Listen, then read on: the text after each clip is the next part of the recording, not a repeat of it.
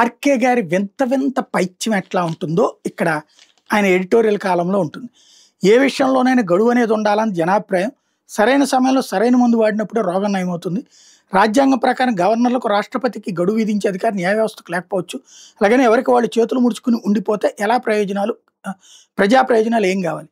మరి మీడియాకు కూడా కంట్రోల్ ఉండాలి అన్నటువంటి పాయింట్ ప్రజలు కోరుకుంటున్నారు. విచ్చలవిడిగా అబద్ధాలు అడ్డదిడ్డంగా పరమ దరిద్రంగా నీచాతి నీచంగా మనం ఎవరిని నెత్తిన పెట్టుకుంటే వాడికి అనుగుణంగా వార్తలు రాయాలని చెప్పి ప్రజలు కోరుకోవట్లేదే. మరి ఆ పని నువ్వు చేస్తున్నావా?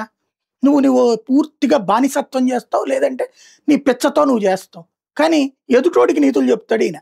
నెంబర్ 1. రెండోది, మా ఆదేశాలు అమలు చేస్తారా లేదా కొత్త సంవత్సరం రోజున ఎక్కడ ఉండాలో అంటే జైల్లో ఉంటారో బయట ఉంటారో తేల్చుకోవడం సుప్రీంకోర్టు తెలంగాణ స్పీకర్ను ఉద్దేశించి కఠినంగా వ్యాఖ్యానించింది.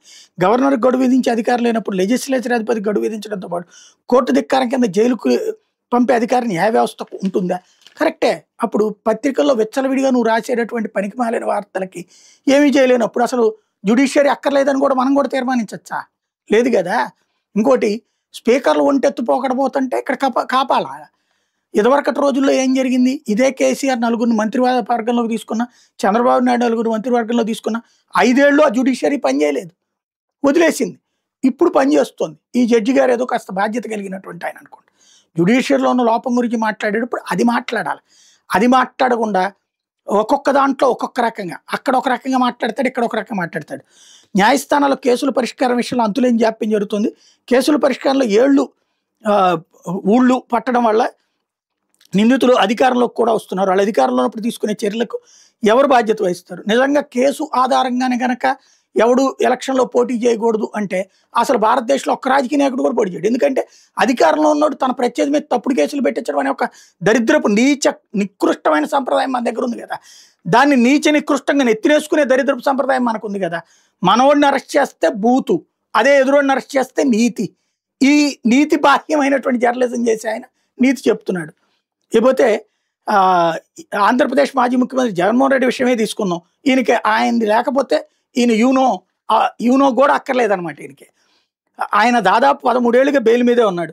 మధ్యలో 5 ఏళ్ల పాటు సీఎంగా పనిచేశాడు. ఆయనపై నమోదైన అవినీతి కేసుల్లో కనీసం విచారణ కూడా ప్రారంభం కాలేదు. గడువు లేకపోవడం వల్లనే కదా ఇలా జరుగుతుంది. కరెక్టే. అయోధ్యది 110 సంవత్సరాలు ఉంది.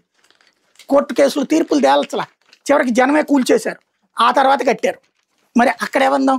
అక్కడ మరి అది అయోధ్యకి సంబంధించిన దాంట్లో తప్పెవరిదందాం? ఆ రోజు జ్యుడిషియరీ విషయంలో ఎందుకు మాట్లాడలేదు? అట్లాంటి వాటిట్లో మనలో ఉన్న కమ్యూనిస్ట్ బయటకు వస్తాడనమాట.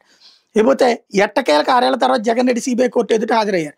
నిందితులు ఎవరైనా వాళ్ళ కోసం కేటాయించిన స్థానంలో న్యాయమూర్తి ఎదుట నిలబడి ఉండాలి. జగన్ రెడ్డి మాత్రం సాక్షులకు కేటాయించిన చోట కూర్చున్నారు. మరి ఈయన జర్నలిజం ఫీల్డ్లో ఎప్పుడు వచ్చాడో ఎప్పుడు ఉద్యోగం చేశాడో నాకు తెలవదు.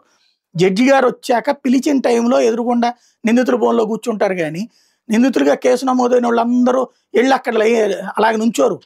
అది తెలియదు అనుకుంటా. మరి కాల్ వర్క్ గురించి తెలియదు అనుకుంటా. ఇప్పుడు చంద్రబాబు గారిని నిందితుడిగా పెట్టినప్పుడు ఆయన నా వెళ్ళి అలాగే నుంచుని ఉన్నారా? ఆయన ముందంతా బయట కుర్చీ కూడా వేసుకుని కూర్చుని ఉన్నారు కదా.